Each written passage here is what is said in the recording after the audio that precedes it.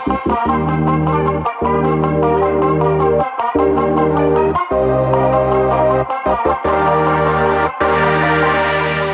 is going on, everyone? Welcome to Weekly Recap number 99. I am Jake Dunlap, CEO of Skaled, and I hope that you've been following around for all 99 of these. I can't believe we're one away from 100.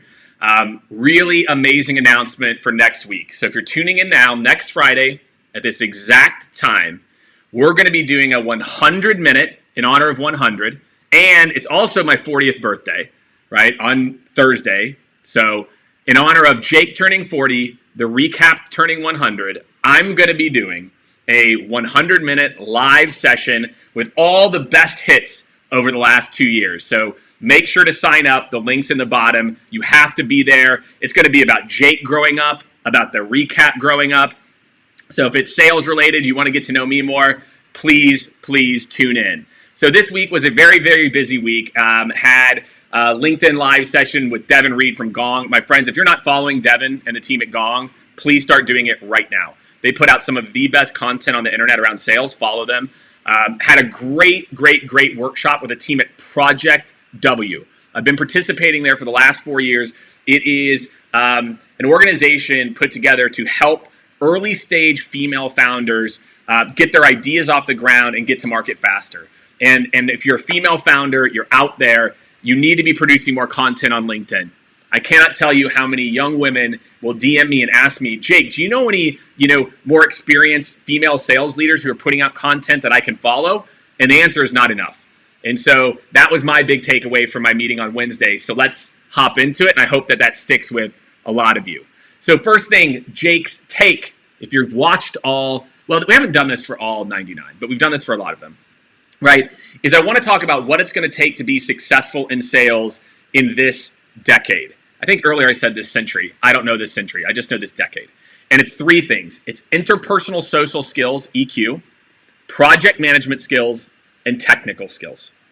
And it's all three. That right now there is so much things that technology can do that if you don't know what's available, you're going to continue to do things manually. If you're not focused on the value add EQ, machines are going to automate the basic interaction. So everyone, I want you to really think about that. How deep is your tech knowledge? How strong are your EQ skills? How good are you at managing a process, right? And helping people to buy versus pushing them through. So that, my friends, is what it's going to take to be successful this decade. And I hope all of you take that to heart.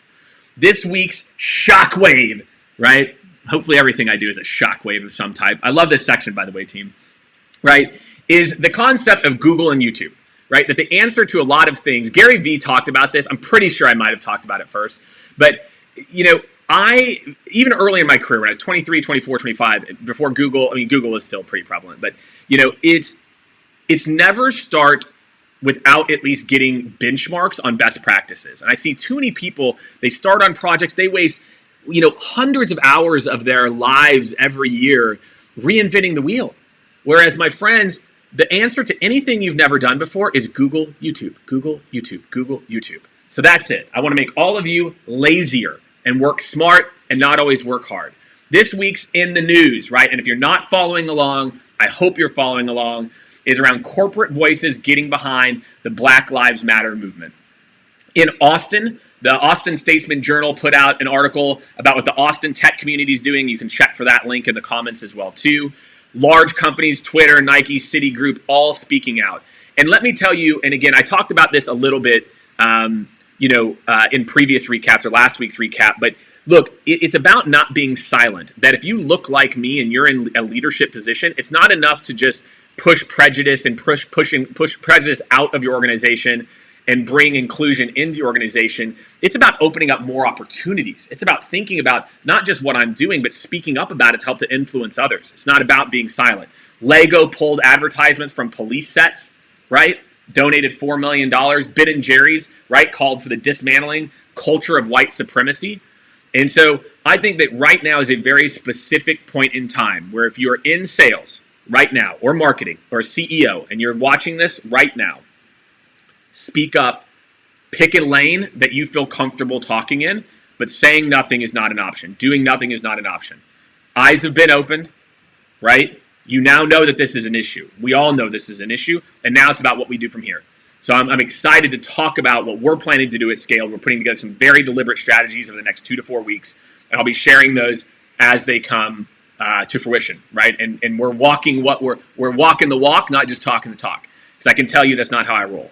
So, all right, and last but not least, this week's hashtag Ask Jake Anything. So again, if you're in the internet, on the interwebs, and you put hashtag Ask Jake Anything, just like it sounds, we will go find it.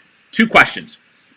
First, what's the best way for a company to take a stand against injustice during times of crisis? This is a very personal question, but the answer is you have to say something. You have to talk about what is happening and what you are going to do to help within your, at least at a minimum within your own organization. That is the bare minimum. So the minimum advice I can give you is to say something. And do me a big favor, friends. Not just today. Say something in 2 weeks, 4 weeks, 6, 8, etc. This has to be, we have to continue the momentum. So that's it. If you're in sales, you're in leadership, continue the momentum. All right, another question. I'm going to take 2 this week from James Mackey. For optimal results, how many hours should someone invest per week on their LinkedIn strategy, content creation, responding to comments, engaging on other posts? If you are in frontline sales or an early stage entrepreneur, I think between an hour to 2 hours every day. Creating a new piece of content every day, 20, 30 minutes there. Engaging with people who are active that you've connected with, maybe another 20 minutes there. Adding new people, 30 minutes or so. What am I up to? I've got another 30 minutes, right? And then probably interacting with more people. So I double down. So maybe an hour and a half, you're good. So that's the plan. Half hour to create a post, 20, 30 minutes interacting with people, right? As you go that, and another, we'll call it 20 minutes adding more net new people. So that's the plan. And then from last week's Get It Done Challenge, there was one winner, Ms. Jen Ferguson. Big shout out to Jen. We gave a shout out for individuals to comment on 10 posts just to get active, practice engaging, getting involved.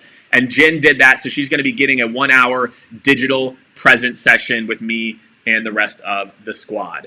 So that, my friends, is the weekly recap number 99. Again, next week is the big 100. Jake turns 40. The recap turns 100. We're going to be doing it live, showing the best videos, some images of me as a kid, some images of me with blonde tips in high school and college. Don't hate, okay? NSYNC was very popular at the time, all right? So I want to make sure you tune in. The link's in the comments here. That's weekly recap number 99. I'm out.